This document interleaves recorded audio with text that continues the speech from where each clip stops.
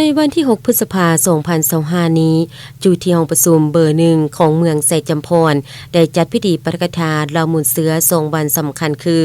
วันสร้างตั้งเมืองไซจำพรครบรอบ 16 ปี 11 พฤษภาคม 2009 51 พฤษภาคม 2025 และวันกรรมกรสากลครบรอบ139 ปี 1 พฤษภาคม 1886 1 พฤษภาคม 2024 ขึ้นอย่างเป็นทางการโดยเกียรติเขาห่วมเป็นประธานพร้อมทางพันขยายเสริมซึมในเอกสารของทานซอยมณีจันทร์เน่งเป้าห้องเลขาพรรคเมืองรักษาการเจ้าเมืองมีบรรดาทานคณะประจำพรรคเมืองกรรมการพรรคเมืองหัวหน้าห้องการหัวหน้าห้องการตลอดฮอดคณะพรรคข้างทานกรรมบาลอ้อมข้างเมืองเข้าร่วมจางพร้อมเพรียง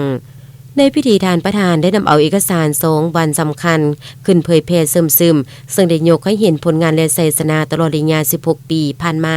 ของการสร้างสาธารณาเมืองไซจำพรของคณะบริหารงานพรรคเมืองในแต่ละสมัย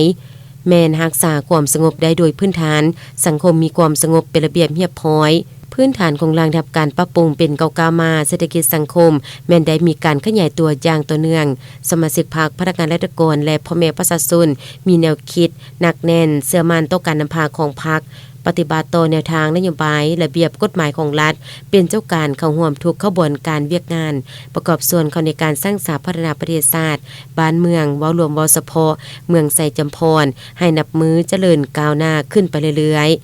และให้หูถึงต้นกำเนิดของวันกรรมกรสากลครบรอบ139 ปีซึ่งในยามผ่านมา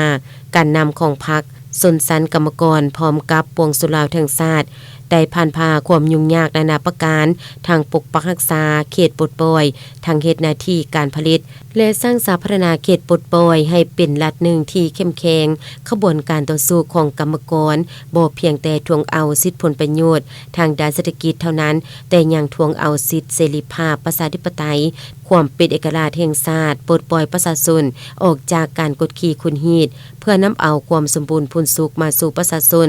ตามคำควรที่ว่าทุกสิ่งทุกอย่างเพื่อแนวหน้าทุกสิ่งทุกอย่างเพื่อตีเอาชนะจักรพรรดิผู้ค้าน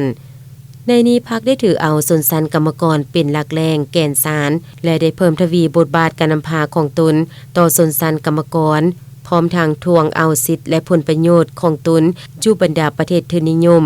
ดังที่ว่ากรรมกรผู้หนึ่งเฮ็ดเวียกบ่ให้เกิน8ชั่วโมงต่อมื้อเช่น8ชั่วโมงต้องพักผ่อน8ชั่วโมงต้องเฮ็ดเวียกและ8ชั่วโมงต้องได้ร่ำเรียน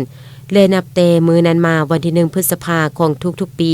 จึงได้กลายเป็นวันบุญใหญ่ของชนชั้นกรรมกรในทั่วโลกในตอนท้ายของพิธีอย่างใดมอบเหรียญกาใบย่องโย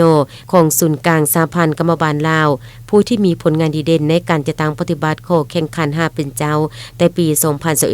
2021-2024 ซึ่งมีเหรียญกาจำนวน18ท่านใบย่องโยศูนย์กลางสหพันธ์กรรมบาลลาวจำนวน257ท่านโดยให้เกียรติมอบเหรียญกาและใบย่องโยของท่านซอยมณีจันทร์เน่งเป้ารักษาการเจ้าเมืองและท่านนางอุไรวรรณจินดาวงศ์